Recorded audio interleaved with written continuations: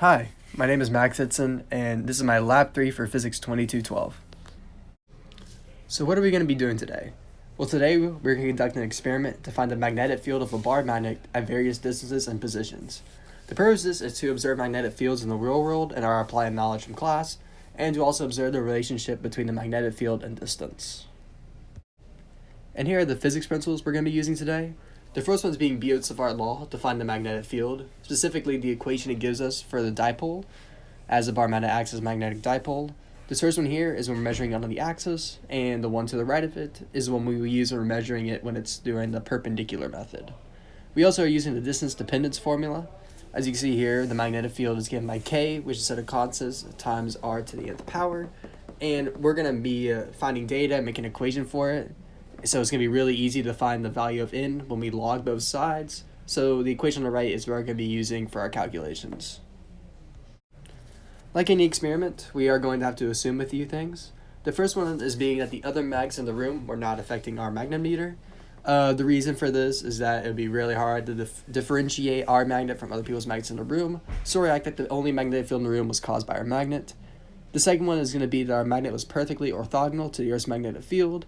And the reason for this is that we don't want the Earth's magnetic field to get in the way of our calculations. We also have our system and surroundings. The system for this experiment is the bar magnet, while everything else is going to be the surroundings. And here's the data that we got for our experiment. As you can see here, we got this very nice graph of the log of R versus the log of the magnetic field. And when we found our equation using the one that we got from class, we get a n value of around negative 2.9135. And we also got a K value of about 1.69 times 10 to the negative 7. And then using the two physics principles we did earlier for the magnetic field of the dipole and the distance dependence formula, we were able to find a calculation to find the mu value. And after putting in our numbers, we got a mu value of about 0.845.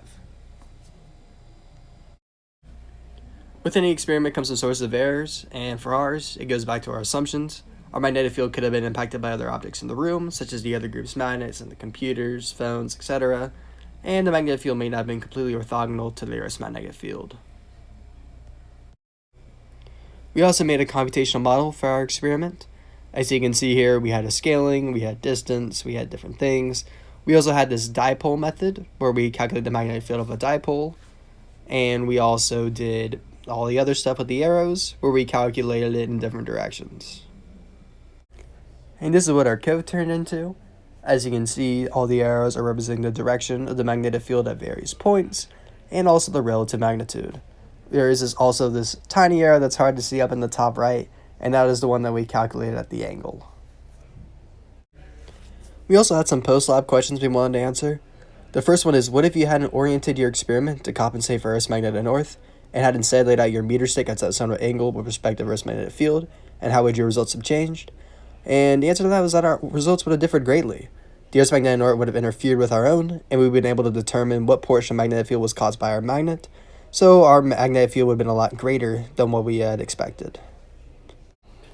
Our second one is, what if you were to stick two identical magnets together end to end and run the experiment again? How would you expect your measurements to differ? And we believe the additional magnet would increase the amount of charge in our system, causing our magnetic field to become stronger. The directions at different positions would have stayed the same, but the magnitude of them would have been greater.